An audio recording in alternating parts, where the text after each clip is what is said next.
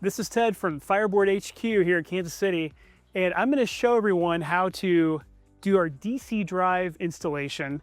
And the DC drive actually works great for the Masterbuilt fan. You can see this is the stock controller for the Masterbuilt. So honestly, installing our DC drive is as easy as popping out this controller and then unplugging the connections and then plugging in our connections on the back of our DC drive. It takes 4 screws and literally that's it. So I'm going to unpack this a little bit in the video, but I wanted to just make sure everybody knows it's honestly that easy. I have a Phillips screwdriver, which is really the only tool you'll need. And the DC drive is really made to drive any low voltage fan, which obviously the Masterbuilt runs on a 12-volt fan. So basically there's 4 connections. You have a power, you've got a fan, there's also this cutoff switch connector, and then you have a thermocouple. So it's as easy as unplugging those off the Masterbuilt controller. There's 4 screws on the back of this. This guy just pulls right out, and then you pop back in our unit. So I'm going to dig into that, and we literally have the Type K thermocouple connector right here, the fan, the cutoff switch, and then you have the power. Those get connected in the same 4 screws that you use to take the old Masterbuilt controller out. You just recycle those screws in the same mounting holes. Essentially, this mount goes right into the same spot. So it's really a beautiful setup. It couldn't be easier.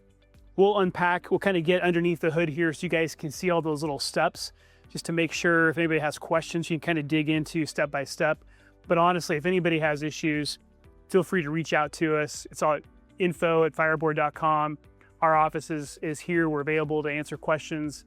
There's also our knowledge base at docs.fireboard.io. We'll have all the steps documented there. And it should be included with your kit as well. There should be a quick start guide that kind of goes through some of these steps with little pictures, so that helps too. So stay tuned. We'll unpack this, get under the hood here, and we'll go step by step. Okay, so we're going to go through this just a little bit more detail, step by step. As I mentioned, you just need one tool, which is the Phillips screwdriver. And you basically just grab these 4 screws, and super easy just to back these guys out. And you probably will have your wiring harness. There's 4 connections, and it probably will be pre-zip tied from the factory, from Masterbuilt. And you can just leave that zip tie in place. We're gonna have a couple of zip ties in the packaging for you. So if you need a couple more, they should be in there for you. And I'm just backing out these screws. Save these screws, obviously we're gonna recycle these for the DC drive that we reinstall. And it's what's nice about this is we're able to basically come up with a design that just repurposes the same mounting bracket and makes it just super easy. The last screw here, and then the connections in back, you just pull these connections out, and these little connectors you kind of squeeze to get these guys to pop out, the power connector, and then that is it. Now there may be an antenna. You can also screw off the antenna, you can leave it on, but essentially as long as you can get it out through this front plate, then you should be good to go. And by the way, it should be worth noting, this is low voltage, so there's not a huge safety issue, but we do recommend just go ahead and unplug the unit before you get started. And I had this already unplugged, but just make sure you go ahead and do that. And it's 12 volts, so it's not gonna be a big issue, but it's nice to have it unplugged. And basically you just position that guy back in so that those holes line up. Grab your first screw there and kind of get it started. And that's super easy to do. And by the way, we don't have an external antenna on the DC drive. It's actually an internal antenna that's built into the module. So you don't need to worry about, reconnecting some antenna or anything like that. I'll just hand tighten these first. and then we'll go back in there with the screwdriver just to get them tight. And we were able to design this metal bracket so it fits really nice, kind of like the same styling. It's funny, we had guys that were retrofitting our old FireBoard 2 on these Masterbuilts, so we've finally ended up with a solution here that kind of helps people come up with a really nice, super quick and easy installation.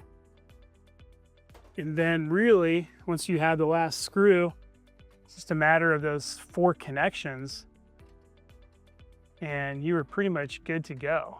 Okay, so these connectors underneath, we're connecting the power, and then we're connecting there's a fan connector, and there's a cutoff switch. I guess you could call it a limit switch connector. That gets connected, and then there's a thermocouple connector, which is the yellow connector. And the nice thing with these thermocouple connectors, it can really only be installed the right way. So if you've got it mismatched, it won't go in. There's kind of like a wider blade and a narrower blade. They have to be aligned. So that's either one way or the other. You'll figure that out. It only goes in one way. So that's easy. And then once those 4 connections are made and those 4 screws are in the back, then you're done.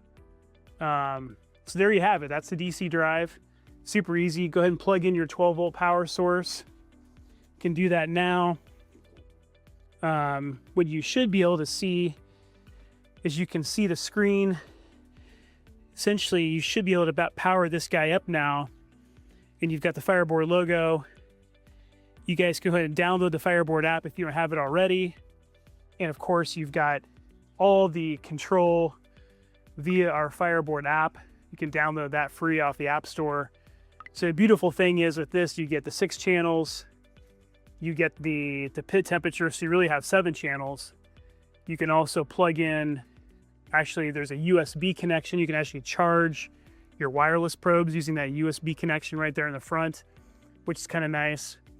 And then of course you can control the set point temperature all from your FireBoard app. So once this guy gets up and going, normal startup procedure, that starting that charcoal fire, it'll start to drive that fan. So I hope you enjoy the DC drive. Like I mentioned, all these steps are detailed on docs.fireboard.io. And then send us an email if you have any questions, info@fireboard.com. Thanks for checking this out.